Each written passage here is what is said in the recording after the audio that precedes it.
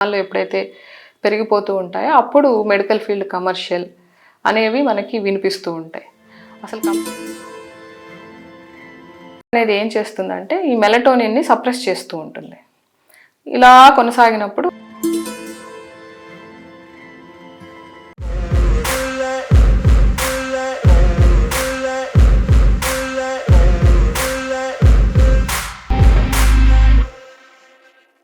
Medical field అంటేనే చాలా commercial అంటారు కదండి. సో దాని గురించి మీరేమంటారు? ఇక్కడ కొన్ని అర్థం చేసుకోవాల్సి ఉన్నాయండి. గవర్నమెంట్ కానీ లేకపోతే సిస్టమ్ కానీ ఎప్పుడైతే డాక్టర్స్ని కన్జ్యూమర్ యాక్ట్లో భాగం చేసిందో ఆటోమేటిక్గా ఇది ఒక బిజినెస్ అని, ఇది ఒక సెక్టర్ అని ఐడెంటిఫికేషన్ జరిగింది కదా.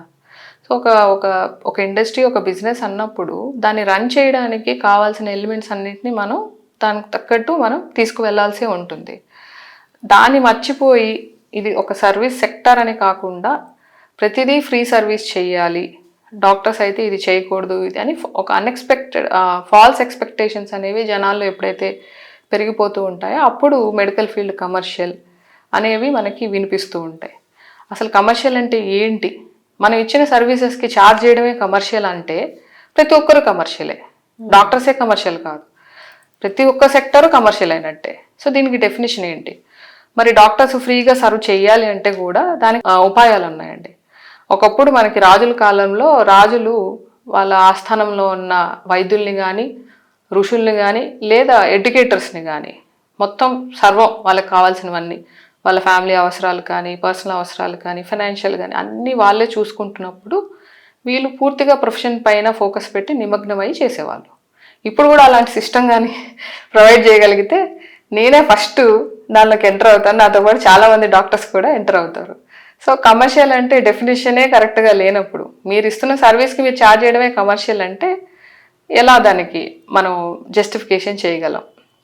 అండ్ ఇంకొకటి, ఒక్కొక్కరు ఒక ఛార్జ్ అనేది చేస్తూ ఉంటారు. ఇప్పుడు ఫర్ ఎగ్జాంపుల్ మన మూవీ యాక్టర్స్ విషయంకి వచ్చినట్లయితే వాళ్ళు తీసుకునే రెమ్యునరేషన్ బట్టి మనం గ్లోరిఫై చేస్తూ ఉంటాం. రీసెంట్గా కూడా ఒక డాక్టర్ దీని గురించి మాట్లాడారు. గ్లోరిఫై చేస్తుండే, ఎంత రెమ్యునరేషన్ ఎక్కువ తీసుకుంటే అంత గ్లోరిఫై చేస్తూ ఉంటాం. వాళ్ళు ఎలా తీసుకోగలుగుతున్నారు ఆ రెమ్యునరేషను? వాళ్ళు వాళ్ళ సర్వీసెస్కి, వాళ్ళ టాలెంట్కి నేను ఇంత తీసుకోవాలి అని వాళ్ళు ముందు పెట్టగలుగుతున్నారు. ఇవ్వగలిగే వాళ్ళు ఇచ్చి వాళ్ళని ఎంగేజ్ చేయగలుగుతున్నారు. ఇలానే డాక్టర్స్ విషయంలో కూడా వాళ్ళ ఎక్స్పీరియన్స్కి, వాళ్ళ స్కిల్కి, వాళ్ళ టాలెంట్కి తగ్గట్టు వాళ్ళు ఫిక్స్ చేసుకొని దానికి తగ్గట్టు ఛార్జ్ చేస్తూ ఉంటారు. దీనిలో ఇంకా కమర్షియల్ యాంగిల్ అనేది ఎక్కడ ఉంది? మా సర్వీస్, ఎవరి సర్వీసెస్కి వాళ్ళు దానికి తగ్గట్టు ఛార్జెస్ అనేది చేస్తూ ఉంటారు. అంటే నార్మల్గా డాక్టర్ దగ్గరికి వెళ్తే ఇప్పుడు మనం హార్ట్ అమ్ముకోవాలి, టెస్ట్ల కోసం అని వెళ్ళాము, ఇంత బిల్ వచ్చింది, ఇవన్నీ చెప్తూ ఉంటారు. దీని గురించి కూడా నేను ఒక చాలా మంచి ఎగ్జాంపుల్ ఇస్తానండి. రీసెంట్గానే కొన్ని కాన్వర్సేషన్స్ జరుగుతూ ఉంటాయి, మాకు అవి విన్నప్పుడు చాలా నిజంగా హాస్యాస్పదంగా ఉంటాయి. ఒకరు వితౌట్ టెస్ట్ మెడిసిన్స్ కొన్ని న్యూట్రియంట్స్ ఇస్తున్నారు. సో అప్పుడు జరిగిన విమర్శ ఏంటంటే టెస్ట్ చేయకుండా మీరు ఎలా ఇస్తారు? ఇది యాక్చువల్గా కరెక్ట్. ఇంకొకసారి ఇదే సిచ్యువేషన్ అన్ని టెస్ట్లా. సో ఇప్పుడు అంటే టెస్ట్ చెయ్యాలా, టెస్ట్ చేయకూడదా? అది అంటే ప్రతిదానికి ఒక హిపోక్రసీ అనేది ఉండడం, డబుల్ స్టాండర్డ్స్ ఉండడం. అవసరమైనప్పుడు కావాల్సిన టెస్ట్లు చేయవలసిందే. అది ఎంత అవసరం అనేది ఒక పేషెంట్ని ఎగ్జామిన్ చేసినప్పుడు, వాళ్ళతో మాట్లాడినప్పుడు వాళ్ళకున్న ప్రాబ్లమ్స్ తగ్గట్టు డాక్టర్కి అర్థమవుతుంది. దానికి తగ్గట్టు టెస్టులు రాస్తారు. టెస్టులు చేయకుండా వైద్యం చేయడం అనేది డెఫినెట్గా బేసిక్ ప్రిన్సిపల్స్కి అగేన్స్ట్గానే ఉంటుంది. కానీ కొన్నిసార్లు పేషెంట్స్ వైపు నుంచి వచ్చే ప్రెషర్ వల్ల కొంతమంది అలా చేయవలసి వస్తూ ఉంటుంది, పేషెంట్స్ నుంచి వచ్చే జడ్జిమెంట్ వల్ల. అండ్ ఇంకొకటి, సింపుల్గా ఉండే వాటికి ప్రతిసారి టెస్ట్ చేయాల్సిన అవసరం లేనప్పుడు టెస్ట్ చేయకుండానే ఇస్తాం. కానీ కొన్ని కాంప్లెక్స్ ఉన్నప్పుడు వాటికి టెస్ట్ చేయాల్సి వస్తుంది. కొన్ని ఉంటాయి వాటికి టెస్ట్ చేయకుండా మెడిసిన్స్ కానీ ఏమి ఇవ్వలేమన్నమాట. రీసెంట్గా నా దగ్గరికి ఒక యంగ్ ఫీమేల్ పేషెంట్ వచ్చారు. హార్మోనల్ డిస్టర్బెన్సెస్తో బాధపడుతున్నారు. 2 months నుంచి పీరియడ్స్ రావట్లేదు. సో వీళ్ళకి మనం అసలు పీరియడ్స్ ఎందుకు రావట్లేదు అని టెస్ట్ చేయకుండా డైరెక్ట్గా మెడిసిన్స్ ఎలా ఇస్తామండి? డైరెక్ట్గా హార్మోన్ టాబ్లెట్స్ ఇచ్చేయమంటున్నారు. హార్మోన్ టాబ్లెట్స్ వద్దంటున్నారు వాళ్ళే, మళ్ళీ టెస్టులు చేయొద్దు అంటున్నారు. మరి మనం ఎలా ట్రీట్మెంట్ ఇవ్వాలి? పీరియడ్స్ అనేవి ఇర్రెగ్యులర్గా ఉన్నప్పుడు దాదాపుగా థైరాయిడ్ అబ్నార్మాలిటీస్ ఉండొచ్చు, లేకపోతే పీసీఓస్ ఉండొచ్చు. దానికి సంబంధించిన టెస్టులు మనం చెయ్యాలి కదా. సో అలా చేయకుండా మేము ఎలా ట్రీట్మెంట్ ఇవ్వగలం? సో అలాంటప్పుడు చాలా రెసిస్టెన్స్ వస్తూ ఉంటుంది, మనకి జడ్జ్మెంట్ వస్తూ ఉంటుంది. ఇలాంటి సందర్భాలనే డాక్టర్ కమర్షియల్ అని, డాక్టర్ చాలా టెస్టులు రాశారని కామెంట్స్ వినవలసి వస్తూ ఉంటుంది. ఆ టెస్టులు ఎందుకు రాశారు అని ఎక్స్ప్లెయిన్ చేస్తాం, మేము దాదాపుగా చేస్తాము, ఎందుకు ఈ టెస్టులు రాయాల్సి వచ్చిందని ఎక్స్ప్లెయిన్ చేసినా సరే అర్థం చేసుకున్నప్పుడు కమర్షియల్ అనే చెప్తారు. ఒక్కొక్కసారి చిన్న ప్రాబ్లం అని వెళ్ళిన తర్వాత దానికి అంటే కొన్ని పెద్ద ఉన్నవి కూడా బయటపడతాయి. ఎలా అంటే తీగలాగితే డొంకంతా కదిలినట్టు ఒక్కసారి ఏదైనా ఒక చిన్న టెస్ట్ చేసుకుంటే దానికి వేరే పెద్దవి కూడా బయటపడిన సిచ్యువేషన్స్ చాలా చూసాం మనం. దీనికి నేను ఒక ఎక్సలెంట్ ఎగ్జాంపుల్ ఇవ్వగలనండి. నేను ఇందాక వన్ ఆఫ్ ద వీడియోలో మాట్లాడాను, ఒక పేషెంట్ చాలా రోజుల నుంచి డయాబెటిక్ ఫుట్ అల్సర్స్తో బాధపడుతూ హీలింగ్ కానప్పుడు మా దగ్గరకు వచ్చారు అని. ఇక్కడ ఏంటంటే ఆ పేషెంట్కి యాక్చువల్గా ఒక నాన్ హీలింగ్ అల్సర్ వచ్చింది ఒక డయాబెటీస్ పేషెంట్స్ కంటే బ్లడ్ సప్లై సరిగ్గా ఉందా లేదా ఆ కాలుకి అనేది చూడడం చాలా ఇంపార్టెంట్. దానికి మనం డాప్లర్ టెస్ట్ అనేది చేస్తాము, ఆర్టీరియల్ డాప్లర్ చేస్తాం, కొన్ని కేసెస్లో వీనస్ డాప్లర్ కూడా చేయవలసి వస్తుంది. అయితే ఇక్కడ ఒక బేసిక్ ప్రిన్సిపల్ ఏంటంటే డయాబెటీస్ అనేది వాస్కులోపతి అండి, బ్లడ్ వెజల్స్ని బాగా ఎఫెక్ట్ చేస్తుంది, బ్లడ్ వెజల్ లైనింగ్స్ని. అలా కాలుకి సంబంధించిన ఏరియాలో బ్లాక్స్ ఉన్నప్పుడు, అంటే ఈ పేషెంట్కి కొంచెం సిగ్నిఫికెంట్ బ్లాక్స్ ఉన్నాయి, కాలుకి సంబంధించిన బ్లడ్ వెజల్స్లో బ్లాక్స్ ఉన్నప్పుడు గుండెకి సంబంధించిన బ్లడ్ వెజల్స్లో కూడా బ్లాక్స్ ఉండడానికి ఛాన్సెస్ ఎక్కువ. సో పెరిఫరల్ ఆర్టీరియల్ డిసీజ్ అంటాం, అంటే కాలుకి సంబంధించిన బ్లడ్ వెజల్స్లో బ్లాక్ ఉంటే దాన్ని పెరిఫరల్ ఆర్టీరియల్ డిసీజ్ అంటాం. పెరిఫరల్ ఆర్టీరియల్ డిసీజ్ ఉన్నప్పుడు కరోనరీ ఆర్టరీ డిసీజ్ అంటే గుండెకి సంబంధించిన బ్లడ్ వెజల్స్లో బ్లాక్స్ ఉండడం. ఈ పెరిఫరల్ ఆర్టీరియల్ డిసీజ్ ఉన్నప్పుడు కరోనరీ ఆర్టరీ డిసీజ్ గుండెకి సంబంధించిన బ్లాక్స్ ఉండడం కూడా ఛాన్సెస్ చాలా ఎక్కువ. It's an independent risk factor for CAD అంటాం. కాబట్టి ఈ పేషెంట్కి నేను గుండెకి సంబంధించిన టెస్టులు చేయడం వల్ల వాళ్ళకి సివియర్ బ్లాక్స్ ఉన్నాయని బయటపడడం వల్ల ఇప్పుడు ఆ బైపాస్ చేసుకుని ఆ పేషెంట్ రికవర్ అయ్యి హ్యాపీగా ఇంటికి వెళ్తున్నారు. ఒక మేజర్ హార్ట్ అటాక్ని మనం ముందుగానే ప్రివెంట్ చేయగలిగాం. కాబట్టి కొన్నిసార్లు మీరు అన్నట్టు ఒక ప్రాబ్లంకి వెళ్ళినప్పుడు ఒక టెస్ట్ చేసినప్పుడు దాని నుంచి ఇంకో టెస్ట్ చేయవలసిన అవసరం ఉంటుంది. మేజర్ కాంప్లికేషన్స్ బయటపడి వాటిల్ని చక్కగా ప్రివెంట్ చేసుకునే అవకాశం మనకు ఉంటుంది. ఇప్పుడు ఈ రోజుల్లో అంతా యాక్షన్, ఎర్లీ డయాగ్నోసిస్, ప్రివెన్షన్, ఇవే ఇంపార్టెంట్ అండి. అంటే ఎర్లీ డయాగ్నోసిస్ చేయడం, ఎర్లీగా ప్రివెంటివ్ మెజర్స్ తీసుకోవడం వల్ల మేజర్ ఎమర్జెన్సీస్ని మనం ప్రివెంట్ చేయగలుగుతాం. సో ఇలాంటి కేసెస్లో మెయిన్గా మనకి పేషెంట్ హిస్టరీ ఎగ్జామినేషన్తో పాటు టెస్ట్ల సపోర్ట్ అనేది చాలా క్రూషియల్ రోల్ ప్లే చేస్తుంది. సో హెల్త్ పరంగా మా వ్యూవర్స్కి ఏదైనా సజెస్ట్ చేస్తారా? డెఫినెట్గా చేస్తానండి. హెల్త్ అంటేనే హోలిస్టిక్ హెల్త్. సో మనము డైట్, ఫిజికల్ యాక్టివిటీ గురించి అవగాహన చాలా ఎక్కువగానే ఉంది ప్రజల్లో, కానీ నిద్రకు సంబంధించి స్ట్రెస్ మేనేజ్మెంట్ గురించి అవగాహన తక్కువగా ఉంది. చాలామంది నిద్రని త్యాగం చేసి ఎక్సర్సైజ్ చేయాలని లేటుగా పడుకున్నా సరే ఎర్లీగా లేసేసి ఎక్సర్సైజ్ చేస్తూ ఉంటారు.